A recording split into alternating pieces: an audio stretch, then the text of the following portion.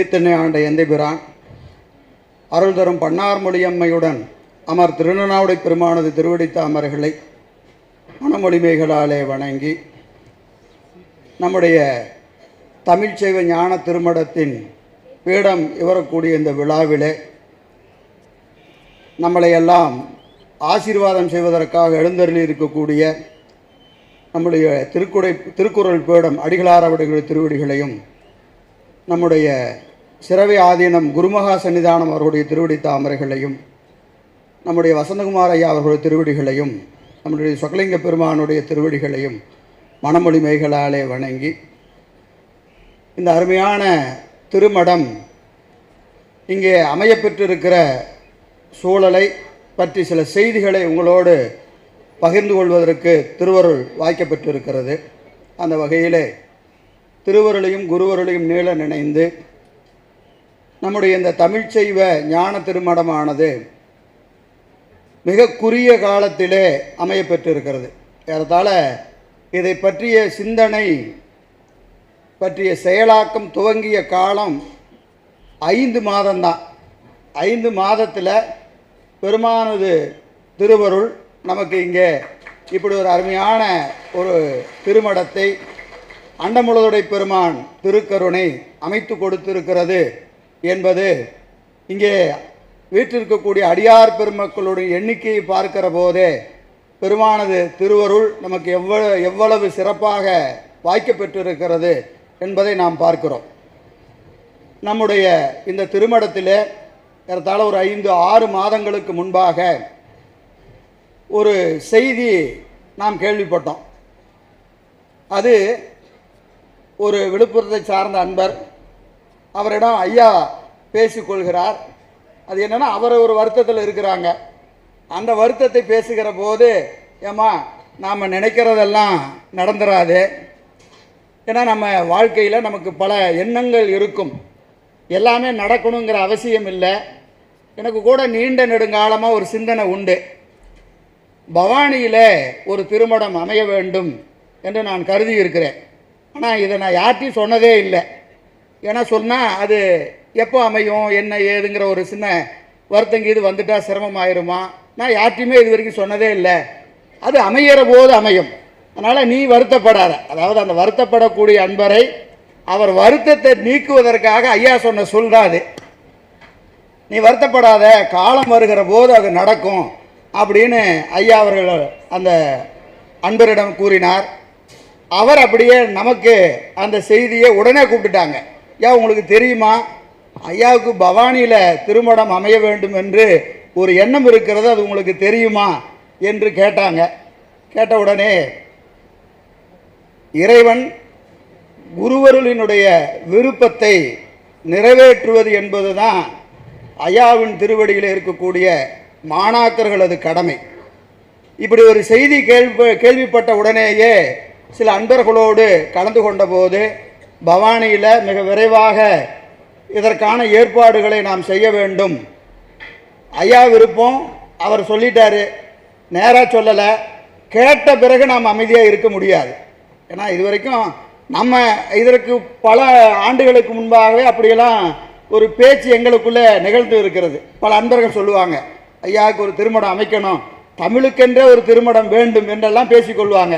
அப்போ சொல்லும்போதெல்லாம் அப்படி சொல்கிறது ரொம்ப எளிமை, செய்யணும்னா அது நீண்ட நெறிய ஒரு மரபு இருக்கிறது, அதை நம் காலம் கடந்து கொண்டு செலுத்த வேண்டிய கடப்பாடு இருக்கிறது.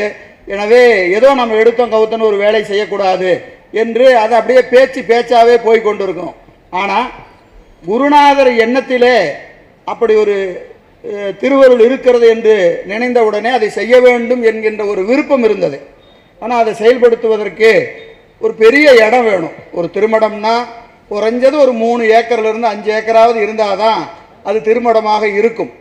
அப்போது உடனே நம்ம அதற்கான ஏற்பாடுகளை செய்யணும். ஆண்டுதோறும் நமக்கு உங்களுக்கெல்லாம் தெரியும், பவானி திருநாளாவிலே அருவான்முமை நாயன்மார்களது அந்த திருவோலக்க காட்சி, அருவான்முமை நாயன்மார்களுக்கு அருட்காளி அடிச்சல் விழா என்பது மிகச் சிறப்பாக நடைபெற்று கொண்டு இருக்கிறது. அதிலே ஏராளமான வகையில் பொருட்செல்வத்தை நாம் அங்கே செலவு செய்து கொண்டு இருக்கிறோம். நிறைய டோனரை பார்த்து அதற்கான வேலைகளை ஆண்டுதோறும் பல லட்சம் செலவு செஞ்சு தான் அந்த விழா நடக்கிறது. எனவே அந்த விழா முடிந்த உடனே இந்த செய்தி நமக்கு வருகிறது. இது நம்ம காதுக்கு வருகிற போது போன ஏப்ரல் மாதம் அந்த விழாவுக்கு அருகாமையில் இந்த செய்தி வந்தவுடனே நாம் இதற்கான நிதி ஆதாரங்களை செய்யணும். செய்கிற போது அதை எவ்வளவு விரைவாக பவானியை ஒட்டி செய்ய வேண்டுமோ அதை செய்ய வேண்டும் என்று ஒரு சிந்தனை இருந்தது.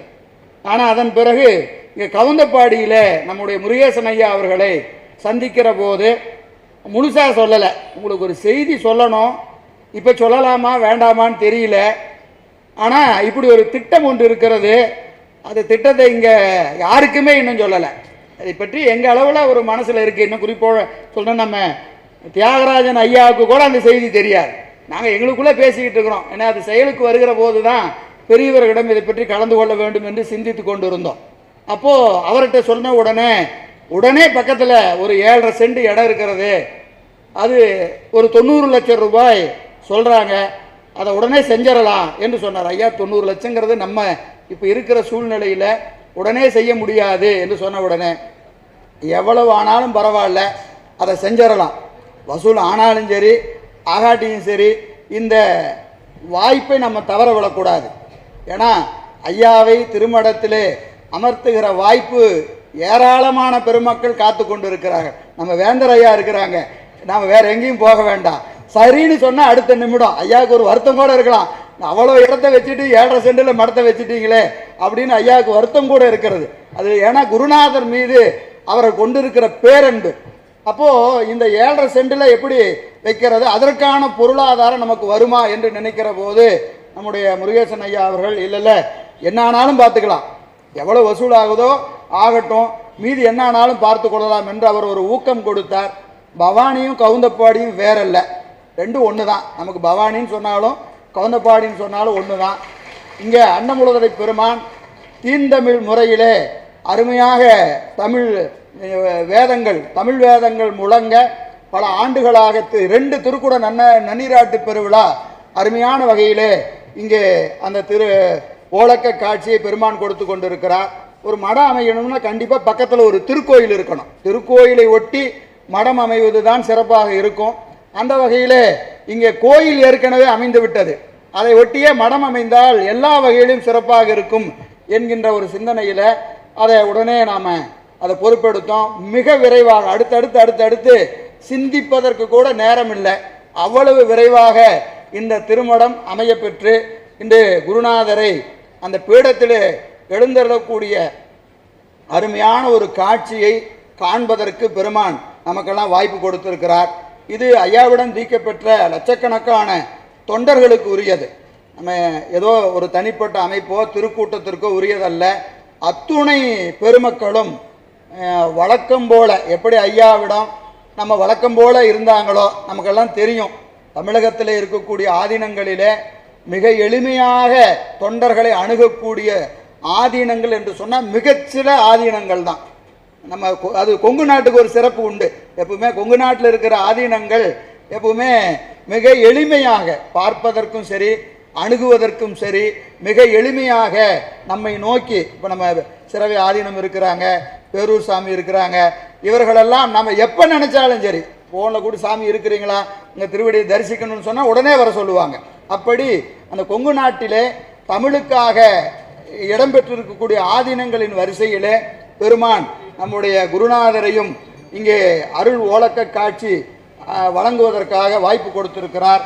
இந்த திருமடமானது இந்த 5 மாதத்திற்குள்ளேயே ஏறத்தாழ நான் தொகையை சொல்லலாமான்னு தெரியல, 1.6 கோடியை தாண்டி இந்த திருப்பணி நடந்து கொண்டு இருக்கிறது. இன்னும் சில பணிகள் தான் இருக்கிறது.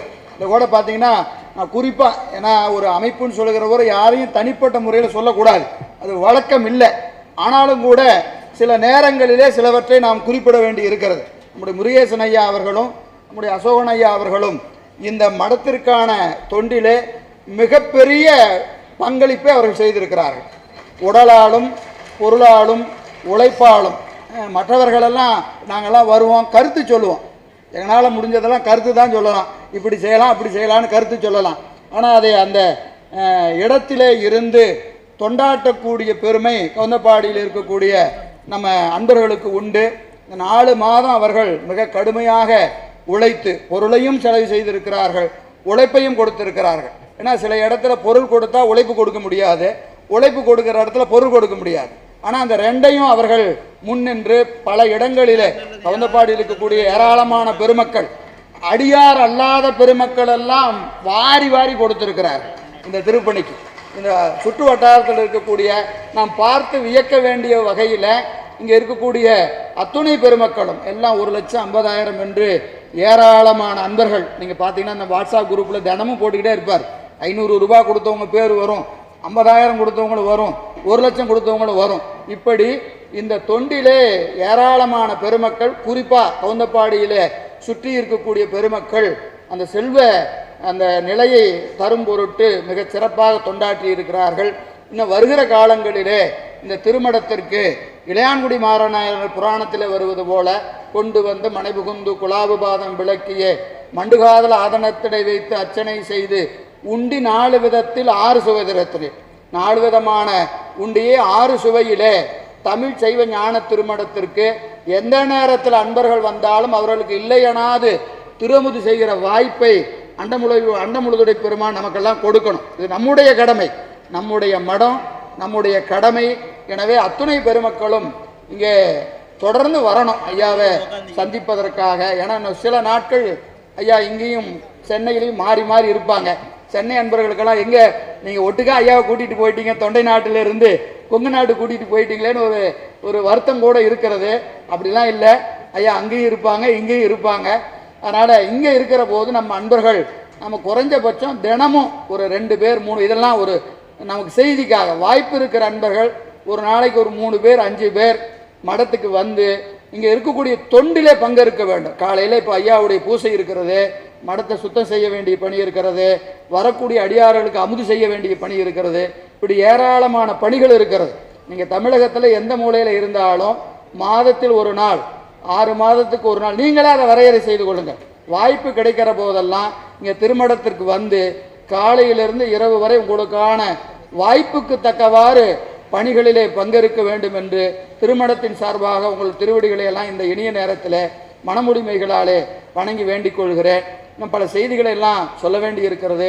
காலம் கருதி பெரியோர்களெல்லாம் இங்கே காத்திருக்கிறார்கள். அவர்களுக்கான நேரத்தை அடியன் எடுக்க விரும்பலை. மீண்டும் உங்களுக்கான செய்திகளை எல்லாம் நமக்கெல்லாம் தெரியும்.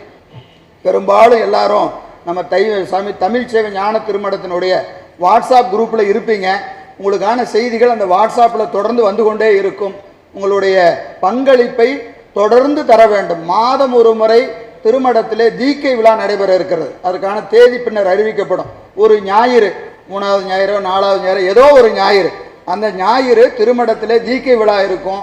ஏன்னா அங்கங்கே தனித்தனியாக தீக்கை விழா வைக்காமல் முடிஞ்ச வரைக்கும் மாதம் மாதம் இங்கே வைத்து கொண்டால் ஐயாவினுடைய அலைச்சல் கொஞ்சம் குறையும். அதனால் அப்படியெல்லாம் ஒரு ஏற்பாடுகள் இருக்கிறது. அமுது திருப்பணி இருக்கிறது. இன்னும் பல்வேறு வகையில் இது நமக்கு ஆதி மடம் இன்றைக்கு அமைய பெற்றிருப்பது ஆதி மடம். நம்முடைய நோக்கம் ஒரு 3 ஏக்கர்லேருந்து 5 ஏக்கர் கண்டிப்பாக ஒரு பெரிய இடம் வாங்கி வேந்தரையா படம் வரைபடம் கொடுத்துட்டாங்க. வரைபடத்தை பற்றி நம்ம யோசிக்க வேண்டியதே இல்லை. 5 ஏக்கருக்கு வரைபடம் கொடுத்துட்டாங்க. அந்த வரைபடத்தை செயல்படுத்தக்கூடிய அந்த திருப்பணி இன்றே துவங்குகிறது. எவ்வளவு விரைவாக முடியுமோ அவ்வளவு விரைவாக நமக்கு இன்னும் கவுந்தப்பாடிக்கும் பவானிக்கு இடையில் ஒரு இடம் இருந்தால் மன்னிக்கணும், 2க்கு இடையில இருந்தால் சிறப்பாக இருக்கும். ஏன்னா நம்ம பவானியில் இருக்கக்கூடிய தொண்டர்கள் ஒரு 300-350 தொண்டர்கள் இருக்கிறாங்க. அவர்கள் பணிக்கு ரொம்ப வாய்ப்பாக இருக்கும். ஒரு திருமணம்னு சொன்னால் தொண்டர்கள் இருக்கணும். தொண்டர்கள் நிரம்ப இருக்கக்கூடிய ஒரு வாய்ப்பு இருப்பதினால ஐயாவுக்கும் பவானி மேலே ஒரு தனி அன்பு உண்டு. நம்ம நம்முடைய அழகரடியில் பீடத்திலிருந்து வரக்கூடிய சாமி கூட கேட்டாங்க, எங்கள் பத்திரிக்கையில் சிவனடியார் திருக்கூட்டம் பவானின்னு பேரை காணோம் அப்படின்னு கேட்டாங்க. ஐயா மாணவர்கள்னு போட்டிருக்கு, மாணவர்னா எல்லா அமைப்பும் அதில் அடங்கி இருக்குதுன்னு சொன்னோம். இல்லை பவானி பேர் நீங்கள் ஏன் போடல அப்படின்னு கேட்டார். அது மாதிரி அது பவானியில் அமைவதற்கு கவுந்தப்பாடிக்கு 2க்கு இடையில ஒரு குறிப்பிட்ட தொலைவில் ஒரு 5 ஏக்கர் இடம் வாங்கி வேந்தரையா கொடுத்த வரைபடத்தை நாம் எவ்வளவு விரைவாக செயல்படுத்த முடியுமோ அவ்வளவு விரைவாக செயல்படுத்த வேண்டும். அதற்கு உங்களுடைய உழைப்பும் பொருளாதாரமும், ஏன்னா எது செய்தாலும் அதில் ஒரு பொருளாதாரம் நமக்கு வேணும். அதில் வாய்ப்புக்கு தக்கவாறு நம்ம இவ்வளோதான் அவ்வளோதான் இல்லை, உங்களுக்கு எவ்வளவு பெருமான் வாய்ப்பு கொடுக்கிறாரோ அந்த அளவில் அதில் பங்கு பெற்று குருவருளும் திருவருளும் பெறுமாறு அன்போடு உங்கள் திருவடிகளை மனமொழிமைகளாலே வணங்கி வேண்டுகின்றேன். திருச்சிற்றம்பலம்.